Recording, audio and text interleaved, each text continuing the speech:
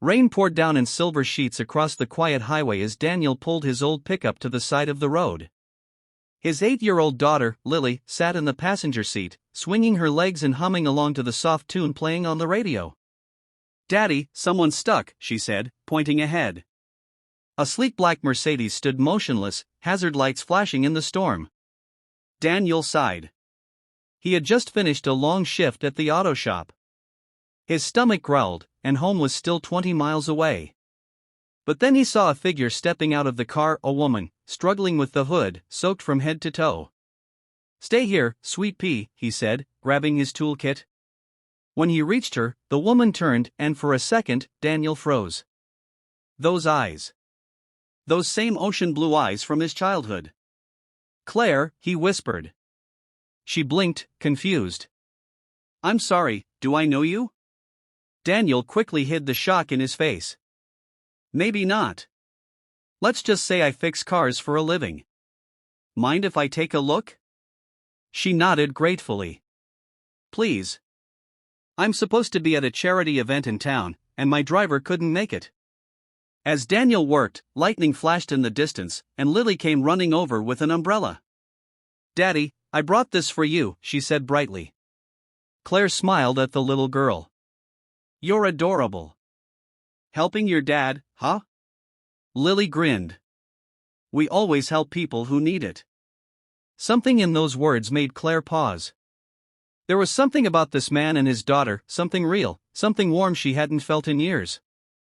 The engine finally roared back to life, and Claire clapped her hands in relief. "You're a lifesaver. Please, let me pay you." Daniel wiped his hands on his shirt. "No need.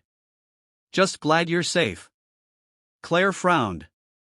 "At least let me give you something for the trouble." Lily piped up, "Daddy says kindness is its own payment." Daniel laughed softly. "That's right, kiddo." Claire looked at them, this humble, happy pair standing in the rain, and her throat tightened. She hadn't met many people who did good just because it was right. "Thank you," she said quietly, meaning it more deeply than he could imagine. A week later, Daniel got a call from an unknown number. "Mr. Daniels," the woman's voice asked. "I think you might want to come by the town's new auto center." When he arrived, he stood speechless before a shining new building, his name printed on the sign, Lily and Dad Auto Care. Claire stepped forward, smiling.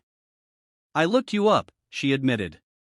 "Turns out, we went to the same high school. I was Claire Evans back then. You used to help everyone, even fixed my bike once." Daniel laughed, shaking his head. "You remember that?" "I never forgot," she said softly. "And I never forgot what it felt like to be helped without expecting anything back." She looked down at Lily. "Your daughter reminded me what that kind of kindness feels like." Claire handed him a folder. "This is your new shop. Fully paid. Consider it an investment in people like you." Daniel stood there, stunned. For a moment, he couldn't speak. Then he smiled, eyes misty.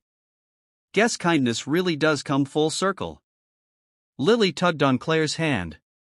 "Does that mean you'll come to dinner with us?" Claire laughed, glancing at Daniel. "Only if your dad doesn't mind." Daniel smiled, a warmth spreading through him that had nothing to do with the sun breaking through the clouds. "Not at all," he said. "Not at all." That night, 3 people sat at a small wooden table, sharing laughter, stories, and a meal that tasted like new beginnings. Sometimes, life's broken roads don't just lead to repairs, they lead you back to the love and light you didn't know you were missing. Moral: a single act of kindness can reconnect souls, heal the past, and create a future brighter than we ever imagined.